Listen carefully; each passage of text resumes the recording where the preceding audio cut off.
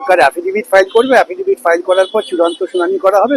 তো বন্ধুরা গতকালে একদিকে সুপ্রিমে মামলা এমএ, ঠিক আছে, আরেকদিকে বন্ধুরা অভিজ্ঞতা 10 নম্বর বাতিলের দাবি, চপ মুড়ি হাতে মিছিলে বঞ্চিত যোগ্যরা, ঠিক আছে। তো বিশাল বড় ব্রেকিং গতকালের যে আপডেট, তো গতকালের আপডেট আশা করি আপনারা অনেকেই জানেন।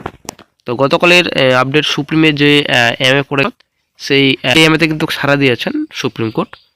তো 31শে আগস্ট পর্যন্ত চাকরিহারা চাকরি করতে পারবেন এবং বেতনও পাবেন, ঠিক আছে। একটা গুরুত্বপূর্ণ আপডেট, যেটা 31শে ডিসেম্বর ছিল সেটা বেড়ে এখন 31শে আগস্ট। তো গতকালকে কিন্তু এসএসসি সেকেন্ড এসএলএসটি ফ্রেশার চাকরি প্রার্থীরা, বঞ্চিত চাকরি প্রার্থীরা আন্দোলন করেন এবং চপ মুড়ি হাতে মিছিল করেন বঞ্চিত চাকরি প্রার্থীরা, ফ্রেশার চাকরি প্রার্থীরা। হাতে চপ মুড়ি ঠোঙ্গা রয়েছে, চায়ের কেটলিও রয়েছে, কারণ তাদের প্রাপ্য ও হকের চাকরি বিক্রি হয়ে গেছে। তো এই যে 10 নম্বর দেওয়া হচ্ছে সেটা কিন্তু বাতিল করতে হবে ফ্রেশার চাকরি প্রার্থীদের দাবি। এই যে শূন্যপদ কিন্তু বাড়াতে হবে, 1 লক্ষ শূন্যপদের দাবি জানাচ্ছেন ফ্রেশার চাকরি প্রার্থীরা।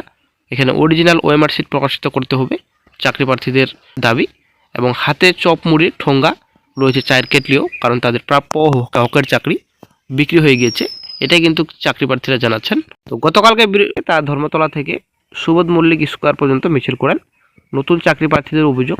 এই যে অভিজ্ঞতা 10 নম্বর বাতিল করতে হবে, এই যে অভিজ্ঞতা 10 নম্বর দেওয়া হচ্ছে, নম্বর যদি একান্তই দেওয়া হয় তাহলে কিন্তু ইন্টারভিউ পরে দেওয়া হবে, তাই ওই 10 নম্বর বাদ দিয়ে ফের তথ্যজাতি তালিকা প্রকাশ করতে হবে। একই সঙ্গে শূন্যপদ বাড়িয়ে 1 লক্ষ করতে হবে, প্রত্যেক পরীক্ষার্থীদের ওএমআর শিট প্রকাশিত করতে হবে নতুন চাকরি প্রার্থীদের দাবি। তো বন্ধুরা ফ্রেশার চাকরিটা কিন্তু বলছেন আইনজীবীদের সঙ্গে আলোচনা করে, তো পরিষ্কার কিন্তু বলছেন এই যে এক্সপিরিয়েন্স নাম্বার 10 নম্বর সেটা কিন্তু বাতিল হতে পারে, ঠিক আছে। একটা গুরুত্বপূর্ণ আপডেট। এবং ফ্রেশার চাকরি প্রার্থীরা কিন্তু এটাও জানাচ্ছেন যদি বাতিল না হয় একান্তই, তাহলে কিন্তু অবশ্যই ইন্টারভিউর পরে কিন্তু অ্যাড হবে, ইন্টারভিউর আগে নয়। তো এখানে কিন্তু বিশাল বড় একটা ব্রেকিং আপডেট খুব শীঘ্রই পাওয়া যাবে, কারণ 10 নম্বর যদি বাতিল হয়ে যায় কিংবা ইন্টারভিউ পরে যদি অ্যাড হয় তাহলে কিন্তু বিশাল বড় কিন্তু ঝামেলা হয়ে যাবে এখানে কিন্তু। তো এখানে কিন্তু অনেকটাই কমিশনের চিন্তা বেড়ে যাবে, কারণ ইন্টারভিউ আগে যে 10 নম্বর অ্যাড করা হয়েছে যদি ইন্টারভিউ পরে হয় বর্তমানে এখন কিংবা বাতিল হয়ে যায় তাহলে কিন্তু বিশাল বড় ঝামেলা। নতুন করে আবার ইন্টারভিউর যে পরে যদি হয় ব্যতিক্রমে পরে হলে কিন্তু ইন্টারভিউ পরে আবার অ্যাড করতে হবে, নতুন করে লিস্ট তৈরি করতে হবে, ঠিক আছে। তো এক্সপিরিয়েন্স নাম্বার যদি এখানে হাইকোর্ট বাতিল করে দেয় তাহলে কিন্তু কার কোনো কিছুই গল্প নেই, এখানে কিন্তু অনেক চাকরিহারা বাদ পড়বেন, এটা কিন্তু শিওর। চাকরি প্রার্থী রয়েছেন 60 পেয়েও কিন্তু কাট অফ ক্লিয়ার করতে পারেনি, ঠিক আছে। এখানে 70-র মধ্যে পরীক্ষা, 70-তে 70 স্কোর করেছেন, ইন্টারভিউ লিস্টে তাদের নাম আসেনি, এটাই হচ্ছে ফ্রেশার চাকরি প্রার্থীদের। তার জন্য কিন্তু আজকে ফ্রেশার চাকরি প্রার্থীরা আন্দোলন করছেন।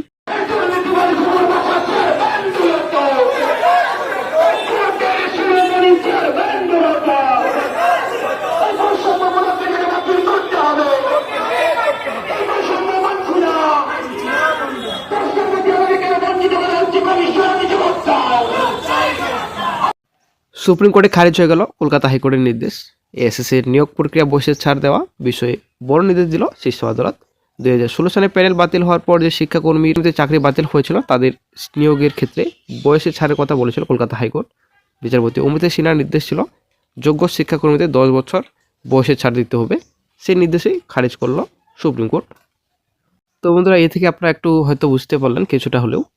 তো ব্যাপারটা হচ্ছে যদি বাই চান্স 10 নম্বর এই যে এক্সরে ভিত্তিক নম্বর যদি সিঙ্গেল বেঞ্চ বাতিল করে দেয় কিংবা ইন্টারভিউ পরে যদি অ্যাড করতে বলা হয় তাহলে হয়তো এই মামলা অনেক দূর যেতে পারে। সুপ্রিমের দ্বারস্থ হবেন অবশ্যই কমিশন।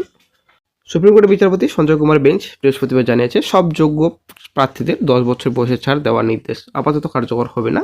সুপ্রিম কোর্ট বলেছে প্রত্যেকটি আবেদনের ভিত্তিতে হলফনামা যাচাই করে বিচার করতে হবে, অন্তর্বর্তীকালীন নির্দেশ দেওয়া যাবে না, সামগ্রিকভাবে অর্ডার দেওয়া হবে বলে স্পষ্ট নির্দেশ দিয়েছে সুপ্রিম কোর্ট।